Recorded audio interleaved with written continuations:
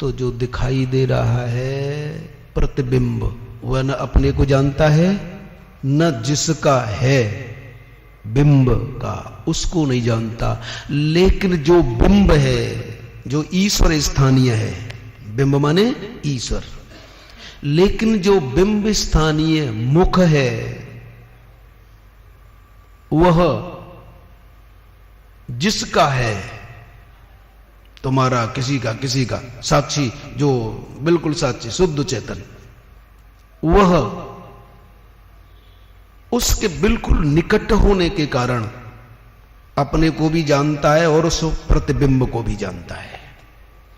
इसलिए ईश्वर अपने को भी जानता है और जीव को भी जानता है। ये इसी अध्याय के बिल्कुल अंत में कहेंगे कि मैं सबको जानता हूं। वेदाहम समतीताने वर्तमानानि च अर्जुन भविष्यानि च भूतानि माम तु वेद न कश्चन।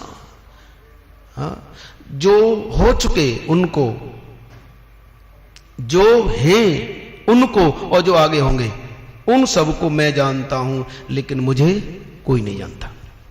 इसलिए कहते हैं जिनको आत्मज्ञान हो जाए उन्हें ईश्वर कोटि में भी लाते हैं, उनको कभी कभी भगवान भी कह देते हैं। लेकिन ईश्वर कोटि में कोई और सिद्धांत रखता है। हमारे यहां उसे ईश्वर नहीं मानते, लेकिन और संप्रदाय ईश्वर मानते हैं। लेकिन भगवान एक ऐसा शब्द है कि नास्तिक लोग भी भले ही ईश्वर को न माने, लेकिन भगवान जरूर रख देते हैं कि भगवान महावीर, भगवान बुद्ध। तो मम माया, ईश्वर की दृष्टि से वो मम माया है और शुद्ध चेतन की दृष्टि से देवीय है। अब इतना तो याद रहेगा ही। अच्छा, अब देखो इसके साथ मम माया के साथ दुरत्या, दुरत्या को जोड़ दो। ये माया कैसी है? दुरत्या, इसको आसानी से पार नहीं किया जा सकता। लेकिन मामेव ये प्रपद्यन्ते माया में ताम तरंते थे। हम जब पढ़ने जाते थे ना, बच्चों को सबका स्वभाव होता है साहब कि कब छुट्टी हो, कब छुट्टी हो। लेकिन सब्जेक्ट यदि समझ में आने लगता था तो कहते थे कि और पढ़ाओ, और पढ़ाओ, इतना ही काफी है।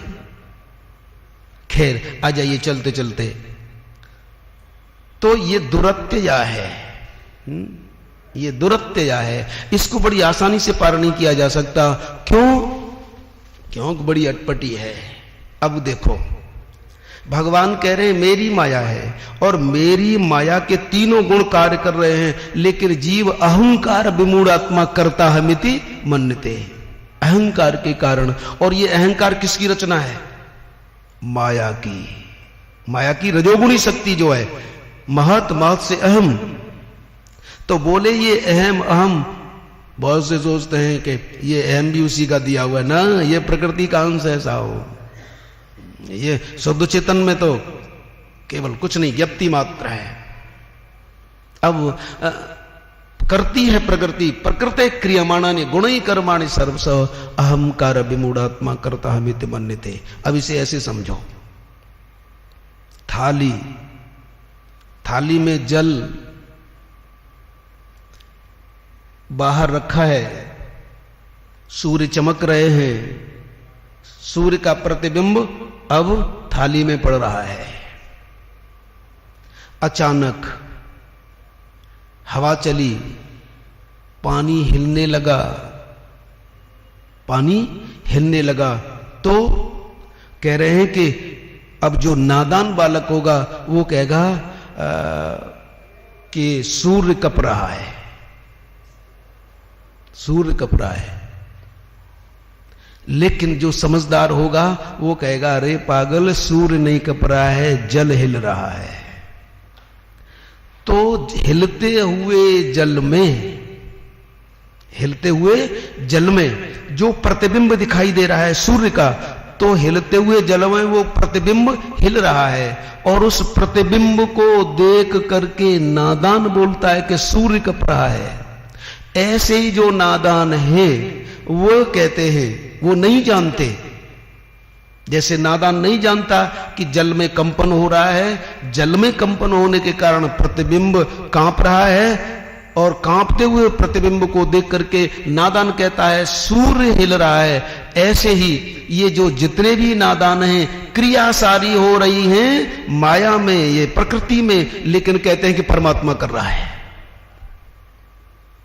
उसके गुण, उसके दोष वहां लगा देते हैं। ये मेरी दुरत्य माया है, क्योंकि दिखाई कुछ दे रहा है और है कुछ। ऐसा ये प्रत्यक्ष तो है, लेकिन दिखाई कुछ दे रहा है और है कुछ। लेकिन मामेव ये प्रपद्यन्ते माया में ताम तरन्ते, किंतु मेरी शरण में जो आ जाते हैं, मेरे पद को जो पकड़ लेते हैं, अब वो इसको पार हो जाते हैं। अब इस दृष्टि से भगवान की शरण होना क्या है? कोई बात नहीं, अभी छुट्टी होने वाली है, लेकिन इंपॉर्टेंट विषय है साहब, इसलिए लेकिन इस दृष्टि से भगवान की शरण होना क्या है? बाद में पछताते हैं लोग कि पढ़ लेते तो अच्छा होता। पछताते हैं कि नहीं? ध्यान रखना, इधर से इधर ऐसे वैसे न तो कोई सुनने वाला होगा न सुनाने वाला होगा। ये ऐसी परंपरा चली आ रही, बिगड़ती जा रही है साहब, बिगड़ती जा रही है। इसलिए मेरा ये विचार है, हम सब आप लोग मिलकर के एक ऐसा संगठन बनाएं कि यत्र तत्र सर्वत्र इसका प्रचार जरूर करें। गीता सिद्धांत का, भागवत सिद्धांत का प्रचार जरूर करें।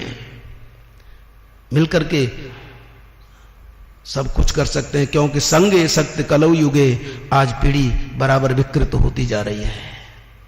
इसलिए मिलकर के ऐसा विचार करें कि बहुत सहजता से वो चले ये। इसलिए मिल बैठ करके विचार जरूर करेंगे 2-3 दिन में कि कैसे आगे बढ़े, कैसे आगे बढ़े। ये चलना चाहिए। तो ये मामेव ये प्रपद्यन्ते, माया में तम तरन्ते, जो मेरी शरण ग्रहण कर लेते हैं। तो मेरी का पहले अब दैवी दृष्टि से आओ। अच्छा, इसका दर्शन श्रीमद् भागवत में है। अच्छा, आपने अपना चेहरा देखा है, आपको अपना चेहरा दिखाई दे रहा है, और देख रहे हैं कि तिलक ठीक नहीं लगा, देख रहे हैं कि यहां थोड़ी गंदगी है, तिलक ठीक नहीं लगा साहब। तो नादान क्या करता है कि अपने चेहरे को देखता है, और जहां वो चेहरा दिखाई दे रहा है दर्पण में, तो तिलक ठीक नहीं लगा, तो क्या करता है, कुछ दर्पण पर तिलक लगाता है, ठीक ठीक ये यहां ठीक रहेगा। बोले यहां गंदगी है, और दर्पण में जहां दिखाई दे रहे, बोले वहां दर्पण को साफ कर रहा है। तिलक ठीक नहीं लगा तो दर्पण को ठीक कर रहा है कि ये ठीक नहीं है, थोड़ा इसे ठीक करो। बोले यहां गंदगी है, तो वहां जो प्रतिबिंब दिखाई दे रहा है वहां साफ कर रहा है। बोलो पागलपन है कि नहीं? मामेव ये प्रपद्यन्ते माया में ताम तरन्ते। इस सिद्धांत को सप्तम स्कंद में प्रहलाद जी कह रहे हैं, लोग कितने पागल हो गए हैं प्रभु। नेवात्मरयम प्रभु निजलाभ पूर्णो। जैसे नादान व्यक्ति दर्पण देखता है और दर्पण में कोई कमी है, अपने चेहरे में कोई कमी आई दिखाई देती है, प्रतिबिंब में कोई कमी आती है, तो दर्पण में ही वो क्रिया करने लगते हैं। लेकिन वो नहीं जानते कि यदि तू अपने चेहरे को संभाल लेगा तो दर्पण का चेहरा अपने आप ठीक हो जाएगा। यदि बिंब को संभाल लेगा तो प्रतिबिंब अपने आप ठीक रहेगा। यदि ईश्वर को संभाल लेगा तो सब कुछ संभल जाएगा। यदि ईश्वर को पकड़ लेगा तो सब कुछ ठीक हो जाएगा। इसलिए अपने माथे पर तिलक ठीक लगा लो, उसमें तो अपने आप लग जाएगा। तेरा तुझको अर्पण क्या लागे मेरा, उसको भोग लगा दो, वो आपको ही मिलेगा। अच्छा एक बात बताओ ईमानदारी से, भगवान को जो भोग लगाते हो भगवान खा लेते हैं?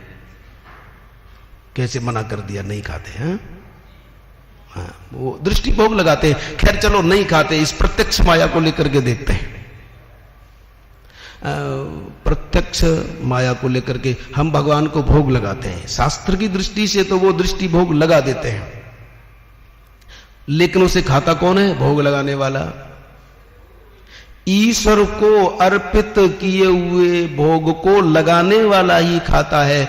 ऐसे ही प्रहलाद जी कह रहे हैं, प्रभु जो तुमको जो कुछ समर्पित करता है वो उसी को मिल जाता है, लेकिन इतने पर भी नादान नहीं दे रहे हैं, इतने पर भी नादान नहीं दे रहे कि तुमको जो दिया जाता है वो उसे ही मिल जाता है, फिर भी कितना पागलपन है कि वो आपको नहीं दे रहे हैं। ये तो ठीक है साहब, वो प्रत्यक्ष में नहीं खाता, न कोई भोग नहीं लगाता, वो खा लेता।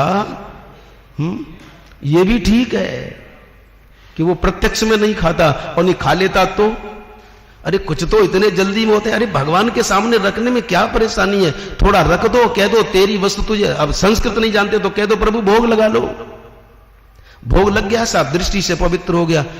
इतने पर भी कुछ लोग नहीं लगाते, और यदि खाने लगता तो फिर तो परमात्मा ही जाने साहब कितनी सहूलियत दी है। तो कहने का मतलब ये है, प्रभु को दे दो, वो आपको अपने पास अपने आप मिलेगा। माँ में ये प्रपद्यन्ते माया में ताम तरंतते।